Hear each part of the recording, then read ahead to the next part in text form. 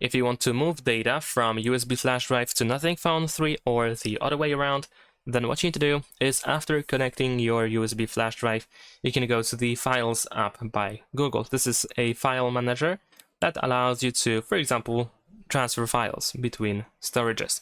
So over here at the bottom, you should be able to find the internal storage and the USB storage that you have connected right now.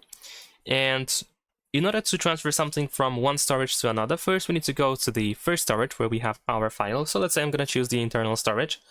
And over here we need to find the file that we wish to transfer. So for example, I want to move these photos. So if you want to move a single file, in this case a photo, then you can open it, tap on these three dots in the top right corner, and you can choose Move To, and you can choose the other storage. So in my case, the USB device. You can also press and hold your finger on the first file, and then you can keep selecting everything that you want to transfer.